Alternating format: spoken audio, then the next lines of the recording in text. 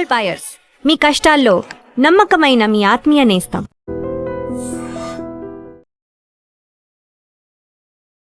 Welcome to news and నిజాలు. This is Lumbini. Neat paper leak విషయంలో జంతర్ మంతర్ దగ్గర స్టార్ట్ అయిన సీజేపీ ప్రొటెస్ట్ ఎడ్యుకేషన్ మినిస్టర్ రాజీనామా వరకు వెళ్ళిందంటే జనాలు ఇన్స్టిట్యూషన్స్ దగ్గర నుండి ఏం అకౌంటబిలిటీ ఎక్స్పెక్ట్ చేస్తున్నారు, గవర్నమెంట్ నుండి ఎలాంటి అకౌంటబిలిటీ ఎక్స్పెక్ట్ చేస్తున్నారు, ఎండ్ ఆఫ్ ద డే ఈ ఎంటైర్ ప్రొటెస్ట్ సినారియో నుండి అవుట్కమ్ ఏంటి అండ్ మనమేం నేర్చుకోవచ్చు డిస్కస్ చేద్దాం. ఈరోజు మనతో జాయిన్ అయిపోతున్నారు geopolitical analyst and also senior journalist Suresh Kochattil sir మనతో పాటున్నారు. Let's talk to him. Hello sir, నమస్తే. నమస్తే అమ్మా. సార్, రీసెంట్గా జరిగిన సీజేపీ ప్రొటెస్ట్ జంతర్ మంతర్లో ఏదైతే ఉందో దాని నుండి మనం ఏం నేర్చుకోవచ్చు అన్న దాని గురించి మాట్లాడితే, అంటే ఇప్పుడు యూత్ అంటే నీట్ పేపర్ లీక్ విషయంలో స్టార్ట్ అయినా కూడా డిఫరెంట్ టర్న్స్ తీసుకుంది. అది దెన్ ఆఫ్టర్ మళ్ళీ ఒక మేజర్ ఇష్యూ లాగా టర్న్ అయింది and also politically motivated issues కూడా దీంట్లో ఇన్వాల్వ్ అయ్యాయి అని చెప్పేసి. సో గవర్నమెంట్ దీన్ని ఎలా డిస్టింగ్విష్ చేసుకోవాలి అండ్ ఎంటైర్ సినారియో నుండి అవుట్కమ్ ఏంటి, మనం ఏం నేర్చుకోవాలంటారు? ఒకటి ఉంది, మనం ఎప్పుడు చెప్తా ఉందండి, ఏడుస్తున్న పాపకి పాలిస్తారని. గవర్నమెంట్ అది ప్రూవ్ చేస్తారు ఇంకోసారి. అంటే ఎవరు వైలెన్స్లో ఇండల్ చేస్తారో, ఎవరు రాళ్ళు విసురుతారో, ఎవరు కార్లను తగలబెడతారో, ఎవరు షాప్ విండోస్ని కొట్టి పడేస్తారో వాళ్ళతోనే గవర్నమెంట్ మాట్లాడతారు. 2024లో హర్ష్ దూబే అని చెప్పి ఒక యంగ్స్టర్ ఉన్నాడు, మీకు ఇప్పుడు టీవీలో కనిపిస్తుంటారు, రిజర్వేషన్ వ్యతిరేకంగా మాట్లాడుతుంటారు. ఆ అబ్బాయి 2024లో ఆయన ఒక ప్రొటెస్ట్ కోసం, అంటే అప్పుడు కూడా పేపర్ లీక్ అయింది, 2024లో ఫస్ట్ టైం నీట్ లీక్ అయింది. సో ఆయన గవర్నమెంట్తో మాట్లాడడానికి చిన్నగా ఒక సైలెంట్ ప్రొటెస్ట్గా ఆయన వెళ్ళి గవర్నమెంట్తో మాట్లాడతా అని చెప్పి ఒక డెలిగేషన్ ఆఫ్ యంగ్స్టర్స్ వెళ్తే వీళ్ళతో మాట్లాడమని చెప్పేసి గవర్నమెంట్ వాళ్ళని పంపించేశారు. ఎందుకు? వాళ్ళు చాలా క్వైట్ పీపుల్, చాలా ప్రొఫెషనల్గా మాట్లాడదాం, మాకు వైలెన్స్ వద్దు, ధర్నాలు వద్దు, ఏమొద్దు, మీతో మాట్లాడదాం, మేము రాధాకృష్ణ కమిటీ పెట్టారు, ఒకసారి మా సజెషన్స్ కూడా తీసుకోండి అని చెప్పడానికి. కానీ వాళ్ళని గవర్నమెంట్ అన్నారు, sorry we won't speak to you. దీంతో ఫస్ట్ లెసన్ ఎక్కడే వస్తుంది. ఇప్పుడు నేను జే సాయి దీపక్ గారిది ఇంటర్వ్యూ, ఇంకా కొంతమంది ఇంటర్వ్యూలు చూశాను, ఈవెన్ మన ఎస్ గురుమూర్తి గారి ఇంటర్వ్యూ చూశాను. గురుమూర్తి గారు అయితే ఒక ఎక్స్ట్రీమ్కి వెళ్ళిపోయారు. ఆయన అంటారు దీస్ పీపుల్ ఆర్ క్రిమినల్స్ ఇప్పుడు చేసిన జంతర్ మంతర్. దానికి ఆయన కారణాలు చెప్తున్నారులే. అదే టైం సాయి దీపక్ గారు కొంచెం కూడా మెజర్డ్గా ఆయన లీగల్ లాంగ్వేజ్ నుంచి మాట్లాడుతున్నారు. ఫర్ ఎగ్జాంపుల్, ఈ సీజేపీ వాళ్ళు ఏమంటారు, అందరు వ్యతిరేకంగా మీరు కేసులు ఎత్తివేయాలంటున్నారు. కానీ అదే టైంలో వాళ్ళు ఏమంటున్నారు, అక్కడ వచ్చిన క్రిమినల్స్ మీద మాకు కంట్రోల్ లేదు, మీరు చూసుకోవాలండే అంటున్నారు. How can you speak two different tones? మీరు అంటున్నారు క్రిమినల్స్ వచ్చారు, క్రిమినల్స్ అక్కడ దాడి చేశారు, కార్ల మీద దాని మీద రాళ్ళు కొట్టారు, మీరు రాళ్ళు విసిరేశారు, మేము చేయలేదు, వాళ్ళు చేశారంట. మళ్ళీ మీరు అంటున్నారు ఫేషియల్ రికగ్నిషన్ సిస్టమ్ పెట్టకూడదు, పెట్టకుండా వీళ్ళని ఎట్లా ఐడెంటిఫై చేస్తారు? సో అక్కడే మీకు కాంట్రడిక్షన్స్ వచ్చేస్తుంది అన్నమాట. సో దీన్నే గవర్నమెంట్ ఇప్పుడు కొంచెం ఆలోచించాల్సి వస్తుంది. ఎందుకంటే ఇట్లాంటి ప్రొటెస్ట్ డెమాన్స్ట్రేషన్ చాలా ఫ్యాషనబుల్ అయిపోయింది ఇప్పుడు. అంటే మీరు 10 రాళ్ళు తీసుకొని విసిరి పోలీసు వాళ్ళు కొట్టి లేకుంటే వెహికల్స్ని డ్యామేజ్ చేస్తే మిమ్మల్ని గవర్నమెంట్ చర్చకు పిలుస్తారు.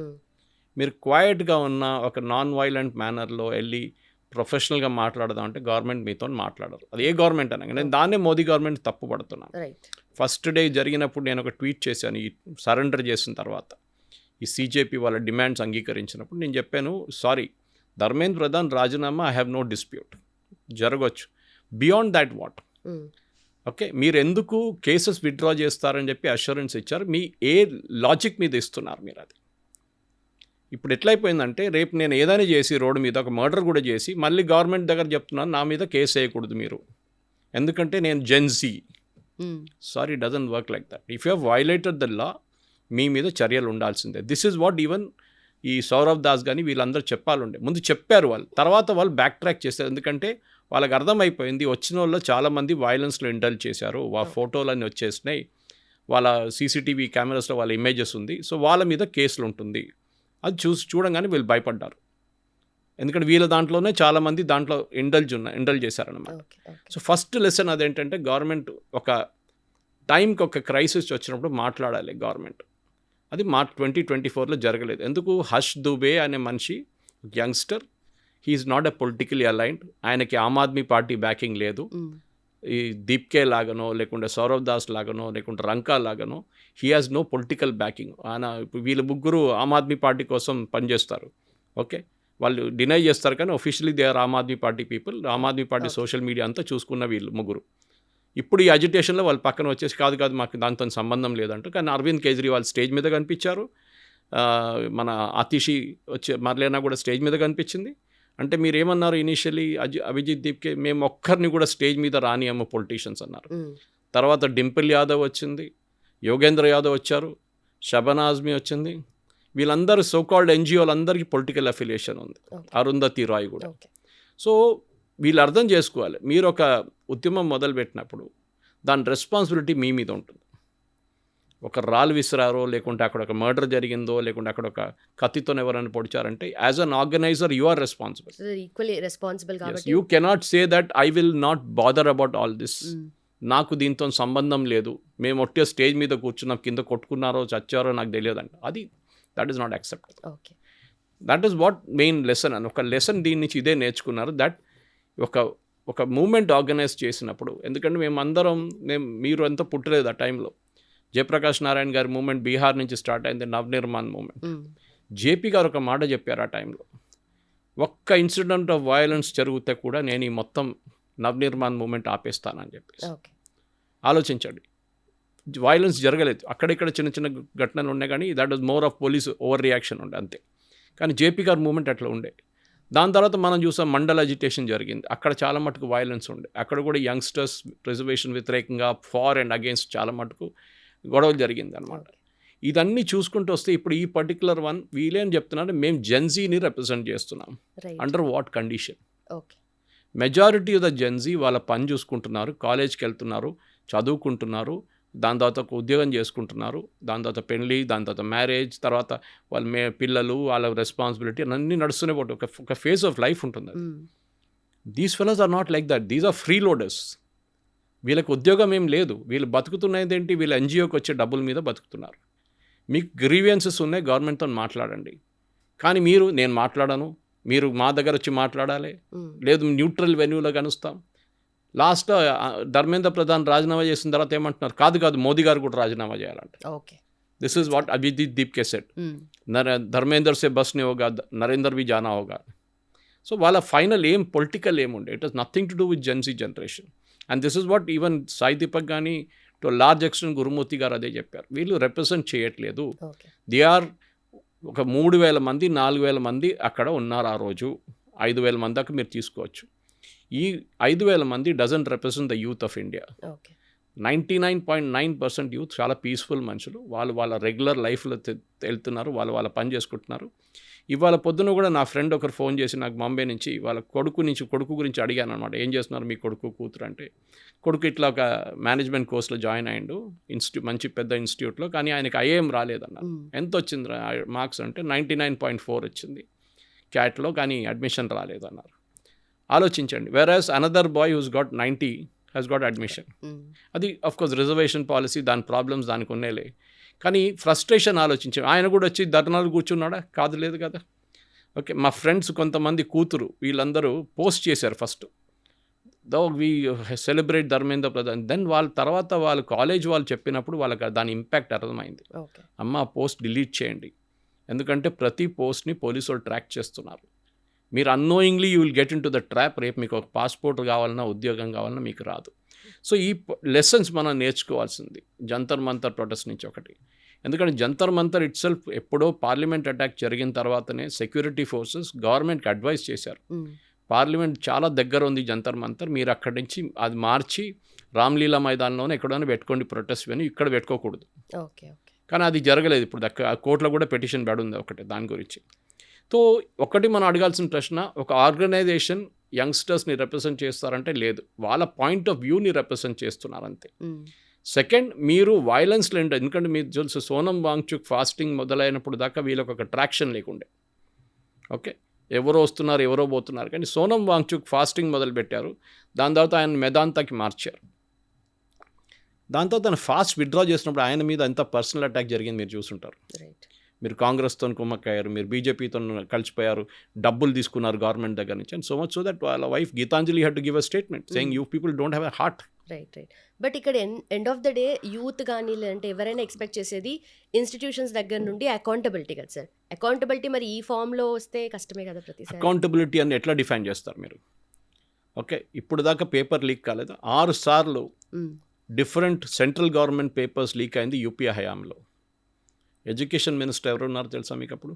కపిల్ సిబల్. మన ప్రెస్ కాన్ఫరెన్స్ పెట్టి ₹1 కోటి ఇచ్చిన మనిషి సీజేపీకి క్రిటిసైజ్ చేస్తున్నారు. ఆయన ఎడ్యుకేషన్ మినిస్టర్ అప్పుడు 6 సార్లు పేపర్ లీక్ అయింది, ఆయన రాజీనామా చేయలేదు. మన్మోహన్ సింగ్ రాజీనామా అడగలేదు. మన్మోహన్ సింగ్ అడిగితే కూడా ఎవరు రాజీనామా చేయరు, ఎందుకంటే he didn't have any power. అది మనం అర్థం చేసుకోవాలి. నేను జస్టిఫై చేయట్లేదు ధర్మేంద్ర ప్రధాన్ చేశారని చెప్పి. ఇక్కడ మధు బంగారప్ప కర్ణాటకలో ఎడ్యుకేషన్ మినిస్టర్, పేపర్ లీక్ అయింది. డీకే శివకుమార్ ఏమంటున్నారు, మంత్రి ఎందుకు రిజైన్ చేయాలి పేపర్ లీక్ అయితే? ఇదే డీకే శివకుమార్ ఢిల్లీలో వచ్చి మన ప్రొటెస్ట్లో కూర్చున్నారు, ధర్మేంద్ర ప్రధాన్ రాజీనామా చేయాలని చెప్పి. సో డైకాటమీ చూడండి అక్కడ. మీరు అడిగిన ప్రశ్నకి yes, government has to speak. The problem అంటే మన దగ్గర మన గవర్నమెంట్కి బ్యూరోక్రసీ కంట్రోల్ చేస్తారు. రైట్. మినిస్టర్కి వాళ్ళు చెప్తారు, సార్ మీరు వెళ్ళకండి, ఇది చాలా పెద్ద ప్రాబ్లం అయిపోతుంది. సో మినిస్టర్స్కి ఎక్స్పీరియన్స్ లేదు. వాళ్ళు 5-6 సంవత్సరాలు పనిచేసిన వాళ్ళు అంటే not like Rajnath Singh or Amit Shah, చాలా ఎక్స్పీరియన్స్ ఉన్న మనుషులు కాదు వీళ్ళు. వాళ్ళని దానికోసం జేపీ నడ్డా గారిని, జితేంద్ర సింగ్ని పంపించారు ఈ చర్చలకి. గవర్నమెంట్ మాట్లాడడం అంటే you to nip the problem in the bud అంటారు ఇంగ్లీష్లో. ఎక్కడ మొదలైంది అక్కడ మీరు ఫినిష్ చేసేసారు. మీరు దాన్ని మళ్ళీ పొడిగించుకుంటూ పోతే అది పెద్ద ఇష్యూ అయిపోతుంది. సో హర్ష్ దూబే 2024లో నేను మాట్లాడతాను గవర్నమెంట్ అని చెప్పి ఒక చిన్న డెలిగేషన్ తీసుకెళ్తే ఎడ్యుకేషన్ సెక్రటరీ ఎవరో అన్నారు, sorry we won't meet you. Minister కాదు, మిమ్మల్ని జాయింట్ సెక్రటరీ కూడా కలవారని చెప్పారు. అక్కడ వచ్చింది లెసన్ అంటే వీళ్ళకి అర్థమైపోయింది, ఇప్పుడు నెక్స్ట్ టైం జరిగినప్పుడు we have to resort to violence. కానీ వైలెన్స్ ఏమవుతుంది, వైలెన్స్ జరిగిందంత అంటారు, ఓ ఇది మేము చేయలేదు, మేము చేపియలేదు. So logic is very clear. Why are you asking for withdrawal of FIR against everybody? అంటే మీరు అందరు వ్యతిరేకంగా ఎఫ్ఐఆర్ విత్డ్రా చేయమంటారు. లక్కీలీ సుప్రీంకోర్టు, నాకు దానికోసం కోపం వచ్చింది. మనం ట్వీట్ చేసినప్పుడు చాలా వైరల్ అయింది, అది లక్షల వ్యూస్లో వెళ్ళింది అది. And everybody started calling, Suresh గారు మీరంటే ఇట్లా చెప్తున్నారండి. నేను చెప్పాను, I'm very angry with Modi personally, because ఏం లేదు, వీ ఎక్స్పెక్ట్ టఫ్ రెస్పాన్స్. మీరు వెళ్ళి పిల్లల మీద ఫైరింగ్ చేయని చెప్పట్లేదు. కేరళలో టీజీ మోహన్ దాస్ ఉన్నారు, ఆర్ఎస్ఎస్ డైలాగ్, ఆయన చెప్పారు, నేనుంటే హోమ్ మినిస్టర్ మొత్తం ఫైరింగ్ చేసి పడేస్తుండే అని చెప్పేసి. That is way of expressing anger అన్నమాట. ఎందుకంటే మనం చూస్తున్నాం, మన పిల్లలు చదువుకొని కాలేజీలో చదువుకొని ఉద్యోగం చేసి వెళ్ళారు, వాళ్ళకి ఏం ప్రాబ్లం లేదు, వాళ్ళకు కూడా చాలా ఇష్యూస్ వచ్చింది, కానీ వాళ్ళు అడ్డుకున్నారు, వాళ్ళు they carried on with the life. ఇంకోటి మీరు చూసుంటారు, అమ్మాయిలు అక్కడ వచ్చి యూజ్ చేసిన కొన్ని వర్డ్స్ మీరు చూసుంటారు, మోదీ అమ్మగారి గురించి, మోదీ గారి గురించి, మెలోనీ అండ్ మోదీ గారి గురించి. ఓకే, ఒకడైతే మొత్తం ప్యాంట్ ఇప్పేశాడు. ఇదంతా వాట్ ఈస్ ఇట్? అమ్మాయిలు అంటే మీ అప్బ్రింగింగ్ ఏంటి? మీ పేరెంట్స్ మిమ్మల్ని ఏం నేర్పించారు?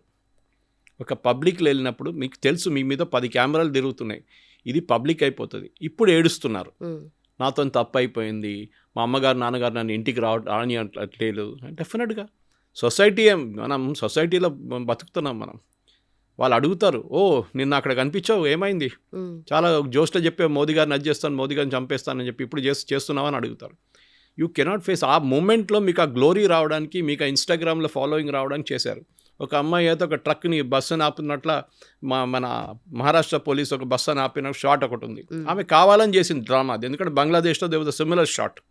దానికోసం టియనమన్ స్క్వేర్లో జరిగినప్పుడు ఒక ఆయన ట్యాంక్ ముందు వచ్చి నిలబడ్డారు. That's were authentic moments. ఇది షో ఆఫ్ కోసం చేసింది ఆమెకి ఇన్స్టాగ్రామ్ ఫాలోవర్స్ కావాలండే. తర్వాత తెలిసింది అదంతా.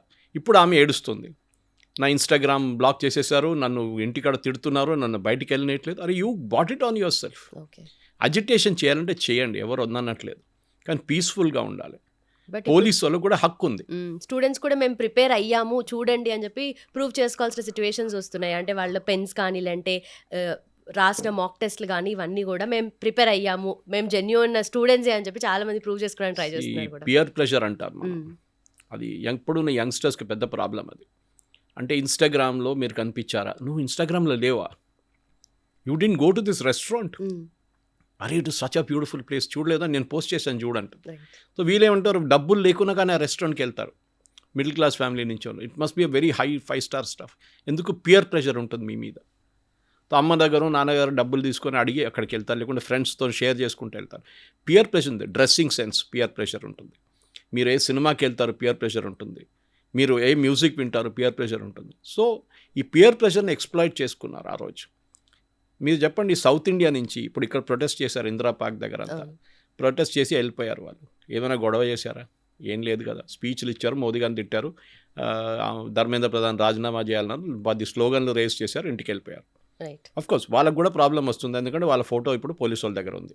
Correct. Okay, they also taken their own photographs. ఇదే నాకు అర్థం కాదు, మీరు అంటున్నారు police facial recognition system use చేయకూడదు, అదే టైంలో అభిజిత్ దీప్కి ఎలాంటి వాళ్ళని చెప్తున్నారు, ఇది పోలీసు వాళ్ళ పని, ఎవరు వచ్చారని వాళ్ళు ఐడెంటిఫై చేయాలని చెప్పి. ఒకవైపు మీరు అంటున్నారు you should not use facial recognition, ఒకవైపు మీరు ఆధార్ కార్డ్ చెక్ చేయని అనుమతించలేదు పోలీసు వాళ్ళు స్టార్ట్ చేస్తే, మూడో సైడ్ ఏమంటున్నా మీరు మీ రెస్పాన్సిబిలిటీ లా అండ్ ఆర్డర్ మీది, మాది కాదు. లా అండ్ ఆర్డర్ రెస్పాన్సిబిలిటీ ఉన్నప్పుడు ఒకసారి లక్ష్మణ్ రేఖ ఉంది, అది బ్యారికేడ్ పెట్టారు, సెక్షన్ 144 పాత సెక్షన్ 140, ఇప్పుడు బిఎన్ఎస్ఎస్లో ఇంకో సెక్షన్ ఉంది, అది దాని కింద more than 4 people should not assemble. ఈ పర్మిషన్కి 2 రోజులే పర్మిషన్ ఇచ్చారు, after that it is illegal. చట్టంలో లాలు అదే చూస్తారు, they don't look at your emotions and other things. మీరు చట్టం వైలేట్ చేశారా, yes, then that section is applicable against you. అది మీకు నెక్స్ట్ 30 సంవత్సరాలు నడుస్తున్నట్టు మన్మోహన్ సింగ్ కేసు చూడండి, నిన్న డిసైడ్ అయింది, ఆయన సంతకం పెట్టారు పేపర్ మీద అంతే, కోల్ స్కామ్లో సంతకం పెట్టిన దానికి మన్మోహన్ సింగ్ మీద కేసు ఉండే, లాస్ట్ టైం చనిపోయారని చెప్పి ఆ కేసు క్లోజ్ చేశారు. ఓకే, ఎన్ని సంవత్సరాలు అయింది మన్మోహన్ సింగ్ ఆలోచించి, ఎన్ని సంవత్సరాలు కోల్ స్కామ్ అది ఆల్మోస్ట్ 14-15 years నా. సో మనం ఆ ప్రైమ్ మినిస్టర్ లెవెల్లో కూడా ఆయనకి ఒక ఏం చెప్తారు, ఒక క్లోజర్ రాలేదు. అప్పుడు యంగ్స్టర్స్ ఎవరండి, వీళ్ళ మీద 20-25 సంవత్సరాలు నడుస్తుంటుంది కేసులన్నీ, పోలీస్ స్టేషన్ తిరగాల్సి వస్తుంది మీకు. సో దీప్కే, సౌరవ్ దాస్, వీళ్ళందరూ they are very funded, heavily funded, 5-star culture, వీళ్ళందరూ రిచ్ ఫ్యామిలీస్. మీరు చూసుంటారు 5-star హోటల్లో పార్టీ చేశారు సౌరవ్ దాస్, డ్యాన్స్ చేశారు, మోదీ గారిని మాక్ చేశారు ఫ్రాండ్స్ అని చెప్పేసి. నేను అడుగుతున్నా ఒకటి, అక్కడ 3,000, 4,000, 5,000 మంది ఉన్నారు కదా యంగ్స్టర్స్, చాలామంది ఇక్కడి నుంచి వచ్చారు, వాళ్ళని కూడా పిలవచ్చు కదా 5-star, ఓన్లీ యువర్ ఫ్రెండ్స్. ఇదొక క్వశ్చన్ అందరూ అడుగుతున్నారు, అంటే మీరు ఒక ఎక్స్క్లూజివ్ క్లబ్ క్రియేట్ చేసుకుంటున్నారు మీకోసం అన్నమాట. సెకండ్, మీరు డిమాండ్ చేస్తున్న అందరి మీద ఎఫ్ఐఆర్ రద్దు చేయాలి, Supreme Court luckily Supreme Court sir no. So మన యంగ్స్టర్స్ వైపు నుంచి నేర్చుకోవాల్సిన లెసన్ చాలా ఉన్నాయి. డోంట్ ఫాలో ద క్రౌడ్, ఇంగ్లీష్లో అంటాం డోంట్ ఫాలో ద హర్డ్ అంటాం. హర్డ్ మెంటాలిటీ అంటే మనం మేకలు చూస్తుంటాం, గుంపు వెళ్ళిపోతుంది, అది ఒక మేక పోయిందని దాని వెనక పోతారు, అందరు పోతారు, వాళ్ళు ఆలోచించరు. ఓకే, సేమ్ విత్ డక్స్, వాళ్ళు ఒక రూట్లో ఒక డక్ పోయిందనుకో అందరు దాన్ని వెంట పోతారు మొత్తం అనమాట. ఇది ప్రాబ్లం మన యంగ్స్టర్స్కి. ఇప్పుడు వాళ్ళు ఆ మెచ్యూరిటీ వాళ్ళకి లేనప్పుడు, ఎస్పెషల్లీ 17 to 18, 19, 20 ఆ ఏజ్ గ్రూప్ ఉంది చూడండి, I have gone through that face with my daughter. వాళ్ళ ఆ ఏజ్ గ్రూప్లో మీరు వాళ్ళ మెచ్యూర్, వాళ్ళు దే ఆర్ చేంజింగ్ ఓవర్ అన్నమాట, from a teenager to a kind of slightly mature individual. అప్పుడు ఒక రెబెలియస్ స్ట్రీక్ ఉంటుంది వాళ్ళ దాంట్లో, ఏమైనా చెప్తే అమ్మ నాన్నని బ్యాక్ ఆన్సర్ చేస్తారు. చాలామంది పేరెంట్స్ నా దగ్గర వచ్చి చెప్పారు, సురేష్ గారు ఇట్లా బ్యాక్ ఆన్సర్ చేస్తున్నారు, మీరు ఎట్లా హ్యాండిల్ చేశారని. So there are ways to handle it అన్నమాట. వాళ్ళ స్పేస్ ఇవ్వాల్సి వస్తుంది, ఇవ్వకుండా ఒక డిక్టేటర్ లాగా మనం పర్ఫామ్ చేయలేము ఇంటికాడ. Okay, especially when you have single children, that is the biggest problem. So అట్లాంటి దాంట్లో మనం అర్థం చేసుకోవాలి, కానీ పేరెంట్స్ పిల్లలకి నేర్పాలి.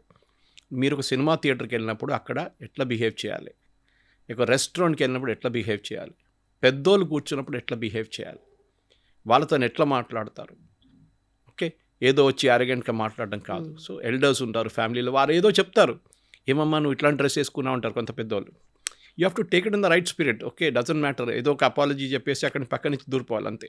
కానీ వాళ్ళతో కొట్లాడతారా, కాదు, it doesn't happen that way. మన ఇండియన్ సోషల్ సిస్టమ్లో ఇప్పుడు కూడా రెస్పెక్ట్ ఫర్ ఎల్డర్స్ చాలా ఇంపార్టెంట్.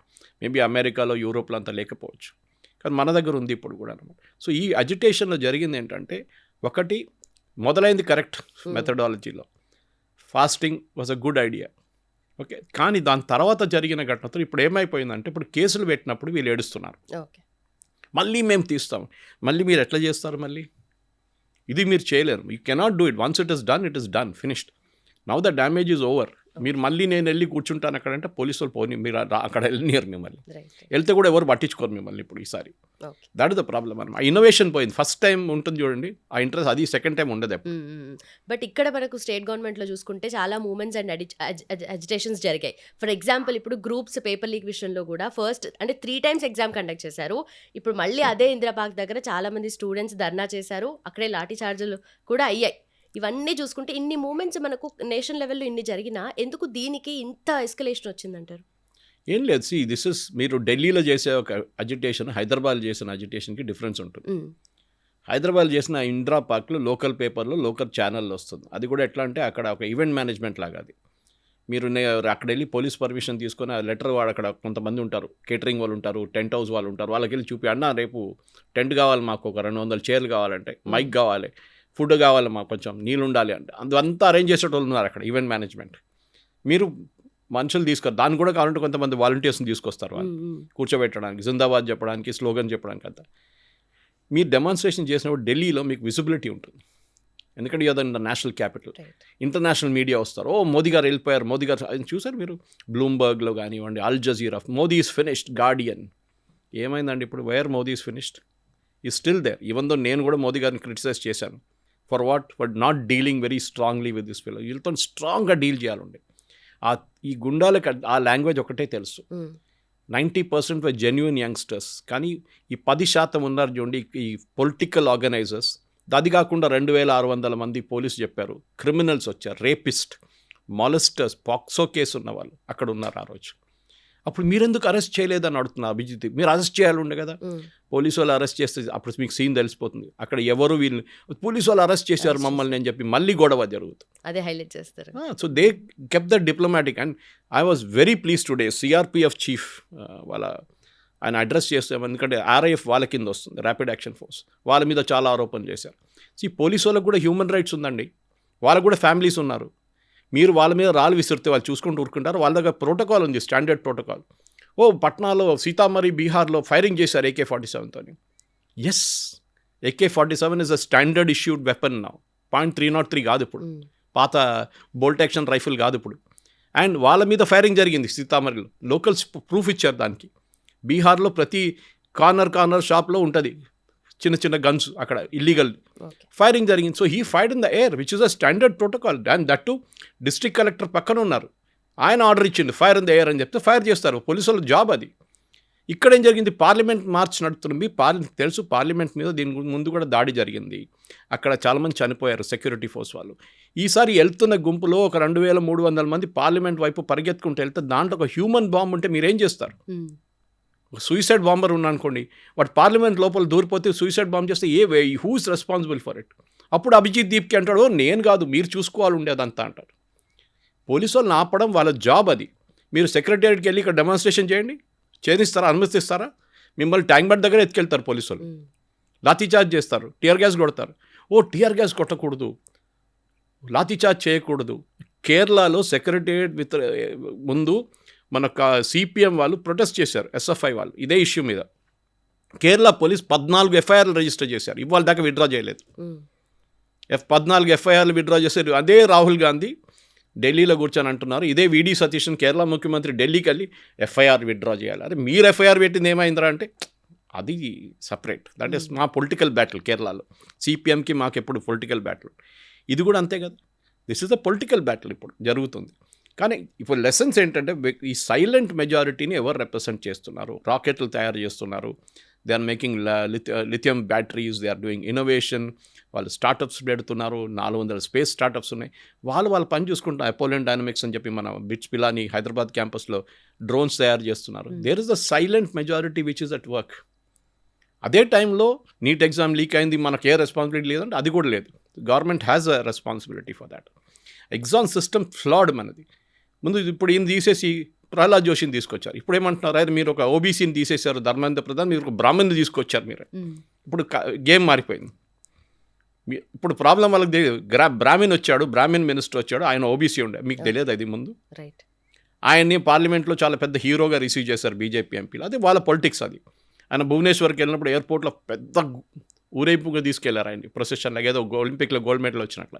సో అది పాలిటిక్స్, మనం అర్థం చేసుకోవాలి. వాళ్ళు ఫుల్ టైం పాలిటిక్స్లో ఉన్నారు, మీరు కూడా ఫుల్ టైం పాలిటిక్స్లో దిగండి కావాలంటే, but don't masquerade as a student leader. మీరు ఓపెన్గా చెప్పండి, మేము దీంట్లో ఫుల్ టైం ఉన్నాం, మా ప్రొఫెషన్ ఇది, పొద్దున కద్దరు వేసుకుంటాం, మేము దిగుతాం, లాఠీచార్జ్ తింటాం, ఇంటికి వస్తాం, అన్నం తింటాం, మళ్ళీ వెళ్తాం, మళ్ళీ గొడవ చేస్తాం, ఇది మా లైఫ్ ఇదే అండి.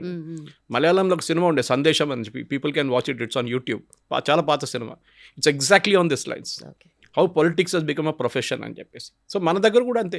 సో మీరు నీట్ లీక్ జరిగింది, అరెస్ట్ చేశారు, ఫాస్ట్ ట్రాక్ కోర్ట్స్ పెట్టారు, దాని తర్వాత ఎగ్జామ్ సెంట్రల్ గవర్నమెంట్ నడిపించే ఎగ్జామ్స్కి ఏం చేయాలని నందన్ నీలకేని కమిటీని పెట్టారు. ఇప్పుడు నందన్ నీలకేని పెట్టి ఆయన తిడుతున్నారు, వీళ్ళు మోదీ తిట్టారు కదా, అప్పుడు మేము కూడా తిడతాం ఆయన. That is not the solution. Let them come up with the recommendation. Okay, ఒకసారి లీక్ అయింది, 2 సార్లు లీక్ అయింది, 6 సార్లు కపిల్ సిబల్ ఉన్నప్పుడు లీక్ అయినప్పుడు మన్మోహన్ సింగ్ ఎవరు రాజీనామా చేయలేదు, ఎవరు ఏం చేయలేదు. కానీ I'm not justifying it again. కానీ ఓవరాల్ పిక్చర్ చూస్తే ఏంటంటే మన దగ్గర మీరు వైలెన్స్ చేస్తేనే గవర్నమెంట్ మీ మాటలు వింటారు. మీరు సైలెంట్గా కూర్చొని ఇందిరా పార్క్ లేకుండా జంతర్ మంతర్లు ఎన్నో ప్రొటెస్ట్ నడుస్తాయి మన ఇందిరా పార్క్ లాగా, ఎవరిని పట్టించుకోరు. కేరళ సెక్రటేరియట్ బయట వెళ్ళండి మీరు, మొత్తం ఒక 15-20 టెంట్లు ఉంటుంది పేమెంట్ మీద. ఆ 1500 రోజులు అయింది ప్రొటెస్ట్, 342 రోజుల ప్రొటెస్ట్. ఏదో ఒక ఇది ఉంటుంది, అన్ఎంప్లాయిడ్ యూత్ అది ఇది, మాది ఇది వచ్చింది, మెరిట్ లిస్ట్ వచ్చింది, మాకు ఉద్యోగం రాలేదు, గవర్నమెంట్ ఉద్యోగం రాలేదు, ఇది నడుస్తూనే ఉంటుంది అన్నమాట. వాళ్ళని ఎవ్వరు పట్టించుకోరు. అప్పుడప్పుడు ఒక పొలిటికల్ లీడర్ వస్తాడు, స్పీచ్ ఇస్తాడు, వెళ్ళిపోతాడు, అంతే. ఆ టెలివిజన్ ఛానల్ వాళ్ళు అందరూ వస్తారు, కథ వీళ్ళు కూడా జిందాబాద్ అంటారు, అయిపోయింది. మళ్ళీ వీళ్ళందరూ నిద్రపోతారు, మళ్ళీ పొద్దున్న నెక్స్ట్ ఇంకో టీం వస్తుంది. This is the thing that is happening అనమాట. మనం అర్థం చేసుకోవాలి that how politics is coming to the entire thing. మీరు జెన్యున్ స్టూడెంట్ ప్రొటెస్ట్ ఉంటే it should been a genuine student protest. Government మీ డిమాండ్స్ అంగీకరించారు, ఓకే. ఎఫ్ఐఆర్ గురించి ఒకటే డిస్ప్యూట్ ఉంది, Supreme Court seized the issue, we cannot do anything. నేను Supreme Court పట్టించుకోనని చెప్పి సౌరవ్ దాస్ అంటే వాట్ ఆర్ యూ టాకింగ్? గవర్నమెంట్కి పైన వస్తుంది Supreme Court when they give judgements, you have to listen, that is why it's called Supreme Court. Supreme government కూడా వినాల్సి వస్తుంది సుప్రీంకోర్టు జడ్జ్మెంట్ ఇచ్చినప్పుడు. కాదు మేము పట్టించుకోము సుప్రీంకోర్టుని, సారీ, ఇది బనానా రిపబ్లిక్ కాదు, ఇది చట్టాలు ఉన్నాయి, చట్టాలు వినాల్సిందే మీరు అనమాట. ఓకే, బట్ సార్ ఎంత ఇది ఇలాంటి ఇష్యూస్ ఎప్పుడు వచ్చినా కూడా అంటే మనం బ్యూరోక్రసీయే నమ్ముకున్నాం కాబట్టి, బ్యూరోక్రసీయే నేషన్ని బిల్డ్ చేస్తుంది కాబట్టి వాళ్ళు ఎందుకు అకౌంటబిలిటీ తీసుకోరు? ప్రతిసారి మినిస్ట్రీ లెవెల్లో మాత్రమే ఎందుకు పీపుల్ అజిటేషన్స్ చేయడం కానీ వాళ్ళనే తిట్టడం కానీ చేస్తారు? ఇండియన్ బ్యూరోక్రసీ ఒక బ్రిటిష్ రెమినెంట్ అన్నాడు. అంగ్రేజ్ గేలకే నవలాజ్ చోడిగే అంటారు హిందీలో, అది మన దగ్గర ప్రాబ్లం. మన బ్యూరోక్రసీ ఇప్పుడు కూడా మారలేదు, వాళ్ళు పాత సిస్టంలో ఉన్నారు. వాళ్ళు ఒకసారి ఐఏఎస్ అయితే వాళ్ళు అనుకుంటారు దేవుడి తర్వాత నేనే ఉన్నా అనుకుంటారు. కాదు, ఆ యాటిట్యూడ్ మార్చాలని చాలా టైం నుంచి చేయాల్సి. ఇది యంగ్స్టర్స్ ఐఏఎస్లు ఎక్కుతున్నప్పుడు వాళ్ళు కూడా ఇట్లానే అనుకుంటారు, ఓ ఐఏఎస్ వచ్చేసింది, ఇప్పుడు నా కారు, నాకు ఇల్లు, నాకు అది, నా స్టేటస్. కానీ bureaucracy is all about dealing with people. మీరు చూడండి, రిటైర్ అయిన తర్వాత బ్యూరోక్రసీ చాలా బాగా ఫంక్షన్ చేస్తారు, వాళ్ళని అడ్వైజర్గా పెట్టుకుంటారు దాన్ని. But while they are in office వాళ్ళ పవర్ చూపిస్తారు. మాకున్న పవర్ చూడండి, నేను I can deny something to you, okay, నేను దీంతో మాట్లాడను పో అంటారు. వేరే ఉన్నారు 5% మంది ఐఏఎస్ ఆఫీసర్స్ ఉన్నారు హూ ఆర్ రియలీ గుడ్, కానీ 95% ఆ బ్యూరోక్రటిక్ మేజ్లో వెళ్ళిపోతారు వాళ్ళు. మినిస్టర్స్ని కరెక్ట్ అడ్వైజ్ చేయరు. ఒక బ్రిటిష్ BBC సిరీస్ ఉండే ముందు, చాలా సంవత్సరాల ముందు, కాల్ ఎస్ మినిస్టర్.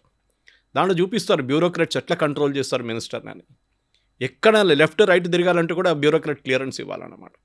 ఈ కేసులో కూడా మీరు 2024లో when Harsh Dubey brought this issue up, అప్పుడు లీకేజ్ జరిగినప్పుడు మీరు మాట్లాడాలండి. అప్పుడే మీరు ఈ నందన్ నీలకేని కమిటీ అప్పుడు పెట్టాలండి, దాన్ని మీరు అలో చేశారు ఫెస్టర్ చేయడానికి, మళ్ళీ లీక్ అయింది.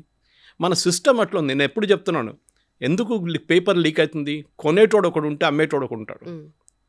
30 లక్షలు 50 లక్షలు ఇచ్చి పేపర్ కొనడానికి పేరెంట్స్ రెడీ ఉన్నారు. ఎందుకు? వాళ్ళ కూతురు కొడుకుకి మెడిసిన్ సీట్ కావాలి. పక్కన చెప్పాలి కదా, 10 మందికి పెళ్ళికి వెళ్ళినప్పుడు చెప్పండి మా కూతురు డాక్టరు, మా కొడుకు డాక్టరు అని చెప్పేసి, ఇది చెప్పడానికి. That is it. This attitude మన ఎప్పుడు దాకా యాటిట్యూడ్ ఉంటుందో లుంబిని ఈ ప్రాబ్లం ఉంటుంది మన దగ్గర. It will not go away.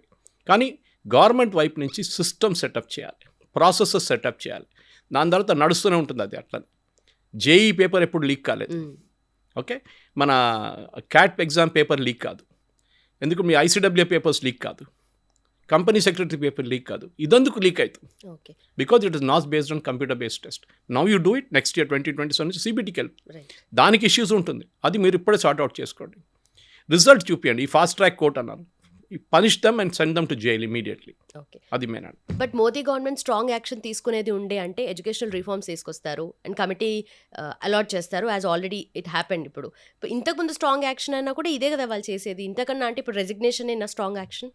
Resignation అనేది ఒక పొలిటికల్ డ్రామా. ధర్మేంద్ర ప్రధాన్ ముందే రాజీనామా చేయాలండే, ధర్మేంద్ర ప్రధాన్ ఇప్పుడు రాజీనామా చేస్తారు, ఇదన్నీ ప్రశ్నలు వస్తున్నాయి అన్నమాట. ముందే రాజీనామా చేస్తే అయిపోతుండే కదా అని కాదు, ముందు రాజీనామా చేస్తే ఏమంటారు అప్పుడు. ఇప్పుడు ఏం చేశారంటే they have denied a political point for the opposition. Rahul Gandhi మిగతా వాళ్ళు ఏమనుకున్నారంటే మేము ధర్మేంద్ర ప్రధాన్ రాజీనామా మేమే తెప్పించాము, మేమే చేపించామని చూపించడానికి గవర్నమెంట్ ఏం చేశారు, దానికన్నా ముందు వాళ్ళు ధర్మేంద్ర ప్రధాన్ రాజీనామా స్టూడెంట్స్ అడిగారని చెప్పి మేము రాజీనామా ఇప్పించామని చెప్పి వాళ్ళ ముందు మాట్లాడుకొని దే అగ్రీ టు ఇట్. దాంతో ఏమైపోయిందంటే రాహుల్ గాంధీ కానీ మిగతా వాళ్ళకి పొలిటికల్ పాయింట్ లేదు. ఎవరైనా అడుగుతారు సార్ మీరు చేపించారా రెసిగ్నేషన్ అంటే, మేమే కానీ పిల్లలు చేపించారు కదా, మీరు ఎక్కడ, మీ రోల్ ఏముంది దాంట్లో. మోదీ గవర్నమెంట్ మీరు అడిగినట్లే ఇది ముందే డిసిషన్ తీసుకుంటే బాగుంటుంది, అగ్రీ విత్ దాట్. కానీ గవర్నమెంట్లో కూడా ఏదో ఒక చిన్న లెక్కున వచ్చింది, వాళ్ళు అనుకున్నారు ఈ పిల్లలు ఎక్కువ రోజు నడిపించలేరు ఇదంతా, కానీ పార్లమెంట్ సెషన్ వచ్చిన తర్వాత సడన్గా ఇంట్రెస్ట్ పికప్ అయింది, దాని తర్వాత ఈ ఘటనలను జరిగింది. గవర్నమెంట్ కూడా ఒక లెసన్ ఇది, నెక్స్ట్ టైం జరిగితే ఏం చేయాలని చెప్పి. ఒక సెంట్రల్ గవర్నమెంట్ ఒకటే కాదు, ఈవెన్ స్టేట్ గవర్నమెంట్స్ ఒక లెసన్ ఇది. క్రైసిస్ని క్రైసిస్ లాగానే డీల్ చేయాల్సి వస్తుంది. మీరు దాన్ని చాలా రోజులు పొడిగించుకుంటూ తీసుకెళ్తే మళ్ళీ అది పెద్ద ప్రాబ్లం అయిపోతుంది. Nip the problem in the bit, అక్కడే ఆపేసేయండి, దాన్ని సొల్యూషన్ అక్కడ తీసుకొచ్చేసాను అనమాట. Disaster management. Yeah, it has to be done immediately. మీరు మళ్ళీ దాన్ని తర్వాత చూసుకుందాం, నరసింహరావు గారి పాలసీ ఒకటి ఉంటే, don't take a decision in the hope that the problem will go away అని. అంటే డిసిషన్ తీసుకోకపోతే ప్రాబ్లం వెళ్ళిపోతుంది అప్పుడే. అది అన్ని సిచ్యువేషన్స్లో అట్లా జరగదు. అది కొన్ని సిచ్యువేషన్స్ ఉండి, కానీ మేజారిటీ ఆఫ్ దట్ లీడర్షిప్ అనేది you have to prove a point. Decision తీసుకోవడం తప్ప, that is different thing, with right or wrong, but you have to take a decision. అది important. Thank you so very much.